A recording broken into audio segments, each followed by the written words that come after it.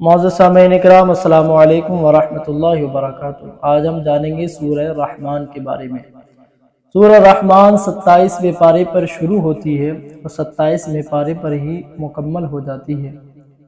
سورہ رحمان کو قرآن عظیم کی زینت قرار دیا ہے۔ آپ سمجھتے ہیں کہ جو جس چیز کی زینت ہوتی ہے تو وہ کتنی خوبصورت ہوتی ہے، اس کے بغیر ہر چیز کی خوبصورتی زینت کے بغیر بیکار ہوتی ہے، لیکن ہم اسے یہ نہیں کہہ سکتے کہ قرآن عظیم اس کے بغیر بیکار ہو، کیونکہ اللہ تبارک و تعالیٰ نے مکمل طور پر ضرورت کے مطابق قرآن عظیم کو 23 سال کی مدت میں مکمل طور پر نازل فرمایا۔ سورہ رحمان کی فضیلت سنیں۔ سورہ رحمان پڑھنے اور سننے والے کو اللہ تبارک و تعالیٰ سب سے پہلے ہر لفظ پڑھنے اور سننے کے عوض میں اللہ تبارک و تعالیٰ اس کو ثواب عطا فرماتا ہے، اور کوئی بندہ جس مقصد کے لیے سنتا ہے تو اللہ تبارک و تعالیٰ اس کے مقصد میں کامیابی عطا فرماتا ہے، جیسے گھر، کاروبار، رزق اور بھی بہت ساری چیزوں کے لیے، ضرورتوں کے لیے۔ اور اس میں ایک بہت ہی خاص چیز، جو بندہ بے اولاد ہے اور وہ اگر اپنے چاہتا ہے کہ وہ صاحب اولاد بنے، تو صاحب اولاد ہونے کے لیے اور اپنی اولاد پانے کے لیے یہ بہت ہی اہم چیز ہے۔ یوں کہیے ایک وظیفہ ہے، اگر آپ اس کو پڑھیں یا سنتے ہیں تو اللہ تبارک و تعالیٰ سورہ رحمان کی فضیلت و برکت سے اللہ تبارک و تعالیٰ آپ کو صاحب اولاد بنا دے گا۔ سبحان اللہ۔ سورہ رحمان، یوں تو کہیے کہ سورہ رحمان کی بہت ساری فضیلتیں ہیں، لیکن ایک فضیلت اور سماعت کر لیجئے۔ ایک روایت میں آیا ہے کہ جو شخص سورہ حدید اور سورہ واقعہ اور سورہ رحمان پڑھتا ہے وہ جنت الفردوس کے رہنے والوں میں پکارا جائے گا۔ یعنی سورہ رحمان جو پڑھتا ہے، سنتا ہے، تو اللہ تبارک و تعالی اس کو جنت میں جانے والوں میں سے اللہ تبارک و تعالی اس کو پکارے گا۔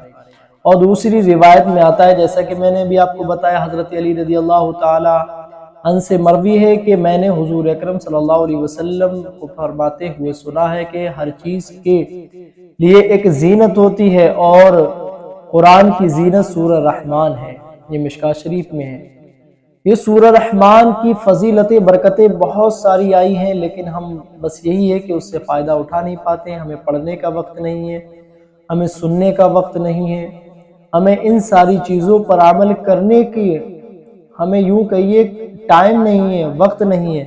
لیکن آپ ایسا ہرگز نہ کرا کریں، جب وقت ملا کریں قرآن عظیم کو پڑھا کریں، اور نہیں پڑھ سکتے تو کم از کم قرآن عظیم کو سن لیا کریں، جس سے اللہ تبارک و تعالیٰ تمام پریشانیوں کو دور فرما دے۔ اور ہم سوتے وقت بھی سن سکتے ہیں، یا کہیں دکان پر ہیں، کام میں ہیں، اپنے ایئر فون لگائے، بلوٹوتھ لگائے اور اس کو آپ سماعت کر سکتے ہیں۔ اس سے اللہ تبارک و تعالیٰ آپ سے راضی بھی ہوگا اور ہر کام میں آپ کے برکتیں بھی عطا فرمائے گا۔ اللہ تعالیٰ تمام بری بلا بباؤں سے حفاظت فرمائے گا۔ چلیے آئیے سنتے سورہ رحمان۔ اعوذ باللہ من الشیطان الرجیم، بسم اللہ الرحمن الرحیم۔ الرحمن علم القرآن خلق الإنسان علمه البيان الشمس والقمر بحسبان والنجم والشجر يسجدان والسماء رفعها ووضع الميزان ألا تطغوا في الميزان وأقيموا الوزن بالقسط ولا تخسروا الميزان والأرض وضعها للأنام فيها فاكهة والنخل ذات الأكمام والحب ذو العصف والريحان فبأي آلاء ربكما تكذبان خلق الإنسان من صلصال كالفخار وخلق الجان من مارج من نار فبأي آلاء ربكما تكذبان رب المشرقين ورب المغربين فبأي آلاء ربكما تكذبان مرج البحرين يلتقيان بينهما برزخ لا يبغيان فبأي آلاء ربكما تكذبان يخرج منه اللؤلؤ والمرجان فبأي آلاء ربكما تكذبان وله الجوار المنشآت في البحر كالأعلام فبأي آلاء ربكما تكذبان كل من عليها فان كل من عليها فان ويبقى وجه ربك ذو الجلال والإكرام فبأي آلاء ربكما تكذبان يسأله من في السماوات والأرض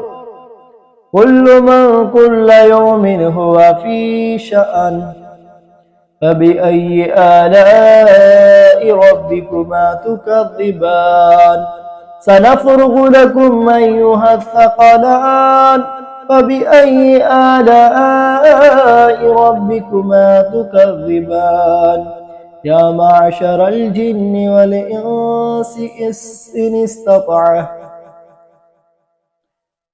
يا معشر الجن والإنس إن استطعتم أن تنفذوا من أقطار السماوات والأرض فانفذوا لا تنفذون إلا بسلطان فبأي آلاء ربكما تكذبان يرسل عليكما شواظ من نار ونحاس فلا تنتصران فبأي آلاء ربكما تكذبان وإذا انشقت السماء فكانت وردة كالدهان فبأي آلاء ربكما تكذبان ويومئذ لا يسأل عن ذنبه إنس ولا جان فبأي آلاء ربكما تكذبان يعرف المجرمون بسيماهم فيؤخذ بالنواصي والأقدام فبأي آلاء ربكما تكذبان هذه جهنم التي يكذب بها المجرمون يطوفون بينها وبين حميم آن فبأي آلاء ربكما تكذبان ولمن خاف مقام ربه جنتان فبأي آلاء ربكما تكذبان ذواتا أفنان فبأي آلاء ربكما تكذبان فيهما عينان تجريان فبأي آلاء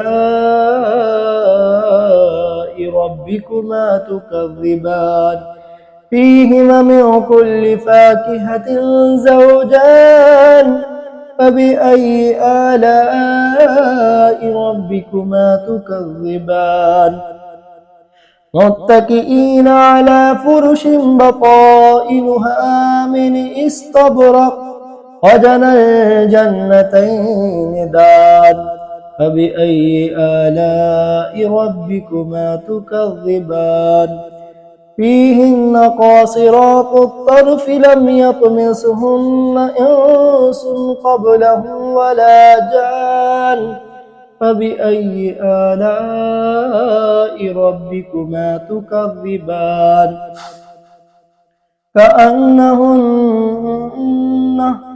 كأنهن الياقوت والمرجان فبأي آلاء ربكما تكذبان هل جزاء الإحسان إلا الإحسان فبأي آلاء ربكما تكذبان ومن دونهما جنتان فبأي آلاء ربكما تكذبان مدهامتان فبأي آلاء ربكما تكذبان فيهما عينان نضختان فبأي آلاء ربكما تكذبان فيهما فاكهة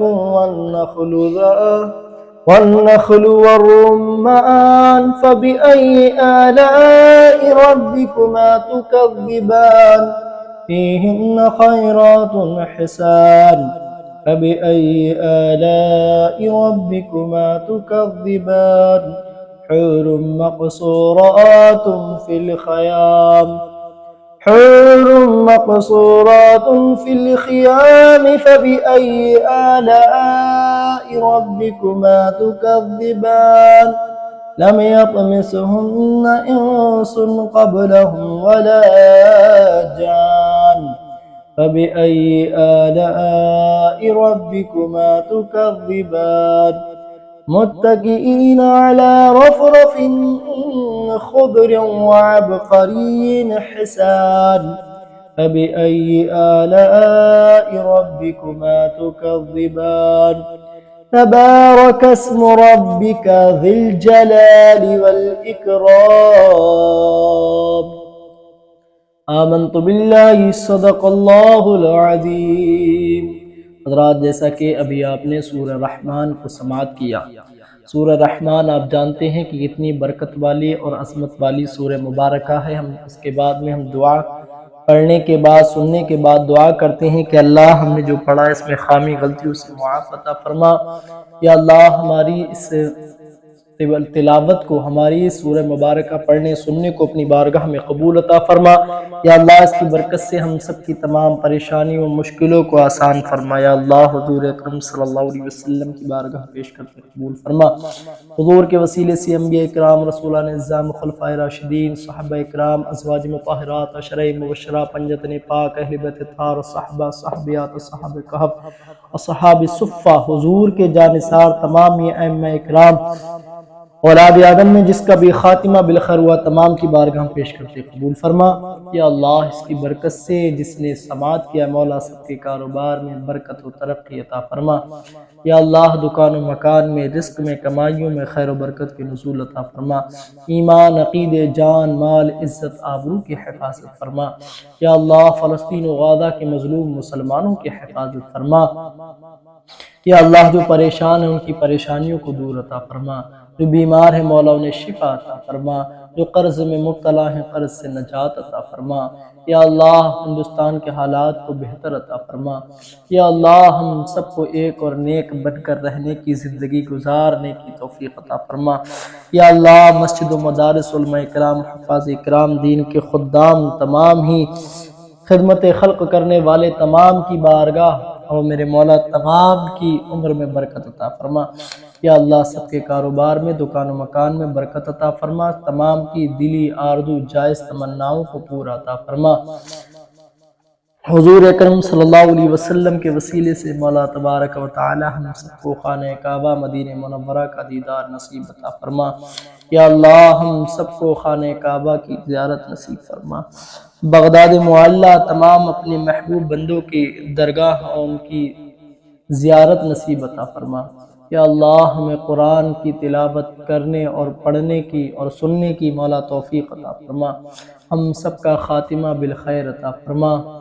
الہی رنج و غم کافور کر دے، یہ سینہ نور سے معمور کر دے، نبی کی کالی زلفوں کے تصدق و سیاہی ہم سب کے دل کی دور کر دے، خار ہیں بدکار ہیں ڈوبے ہوئے ذلت میں ہیں، جیسے بھی مولا تیرے محبوب کی امت میں ہیں۔ ویڈیو کو لائک شیئر ضرور کر دیں۔